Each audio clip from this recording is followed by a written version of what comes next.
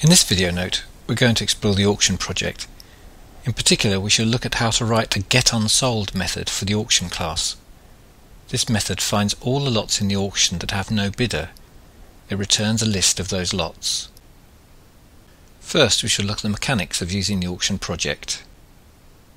This project is probably the most complex we've seen so far, certainly in terms of object interactions. The auction class looks after a list of lots. Lots are items entered into the auction to be sold. The lot class represents each lot entered into the auction, and a bid object for each lot represents the current highest bid for that item. People who want to bid on lots have to register, and they're represented as person objects. Let's start by creating an auction object and entering a lot in just to see how that works. We select the enter lot method. Notice that it doesn't take a lot object as parameter, but simply a string description of the item to be entered. Let's enter a red mountain bike. Now, if we ask the auction object to show the lots, we get a listing, a red mountain bike. It also records that there's currently no bid on this item. If we take a look inside the auction class, we can see that it uses an array list to store the lots, array list of lot. We also notice that it keeps track of the next lot number. Here's the method for entering a lot and the method for showing lots. There's also a method that allows a bid to be made on a lot, which takes a lot number, a person object and an amount to be bid.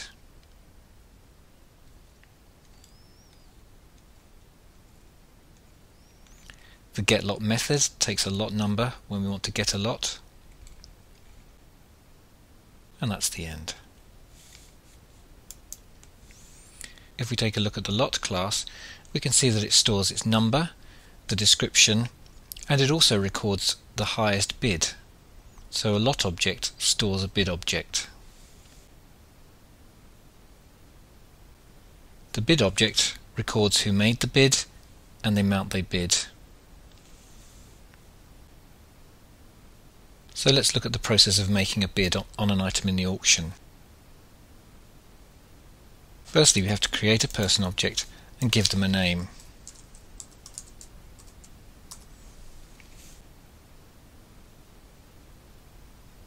Now we can call the makeABid method, passing in the lot number, the person bidding and the amount they wish to bid.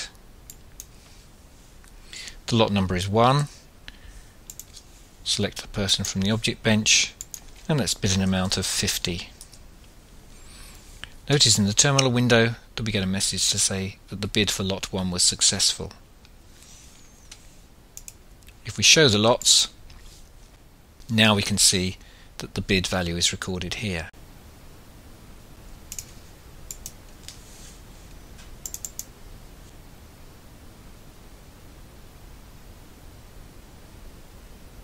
So our task is to add a method into the auction class that iterates over the collection of lots and finds all those lots that don't currently have a bidder. We'll add the method here. The method comment tells us that we want to return a list of the unsold lots. If we're going to be returning a list, then the return type for this method will be ArrayList, and the items stored within it will be lot objects. We won't take any parameters. Even at this stage, we want to compile it just to make sure that everything's okay. And we get an error message to show us there's a missing return statement. That's to be expected because the method says it's going to return an array list of lot. We won't worry about that because that will be fixed at the next stage. Let's now add a local variable that will store the items that are unsold. That's going to be an array list of lot, of course. And we'll call that unsold.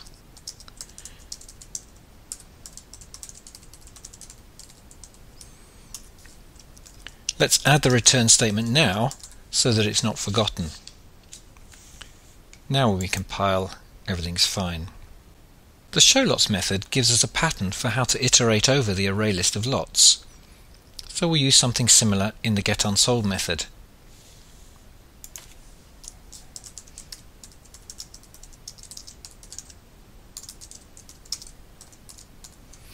Once again, we'll compile just to make sure we haven't made any little errors. Now inside the loop, we want to ask each lot object to tell us what the current highest bid is. We'll need a local variable to store the result of this.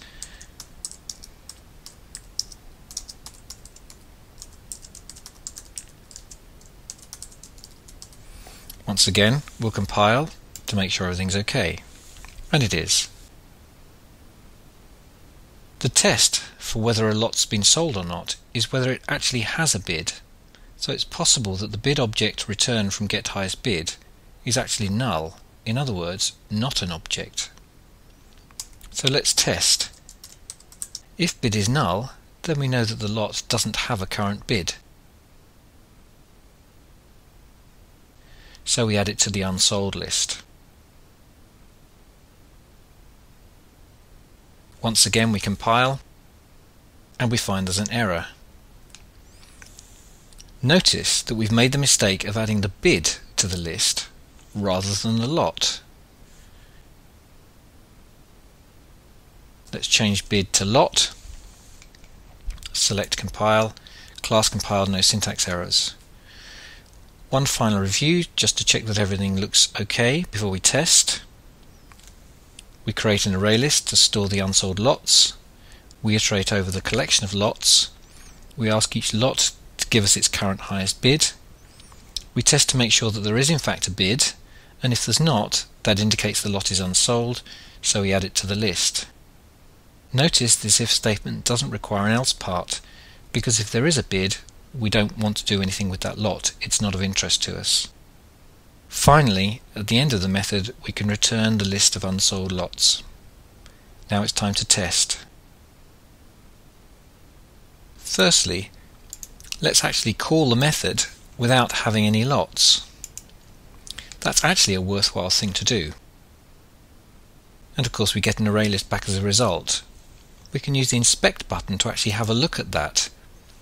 And what this tells us usefully is that the list is empty, its size is 0.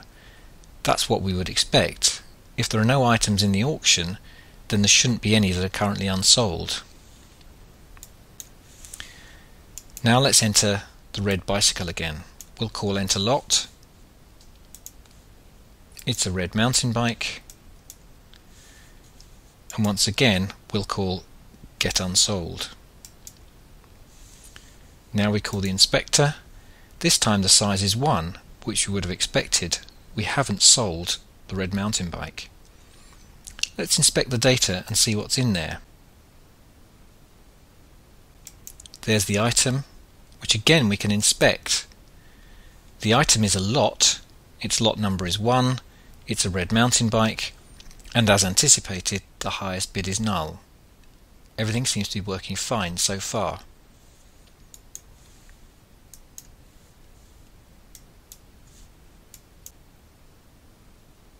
So let's now create a person again to make a bid on that item.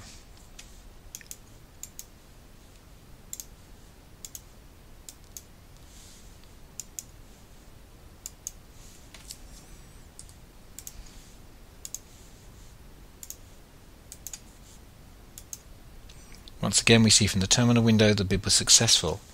So now when we call getUnsold, we expect there to be no items unsold.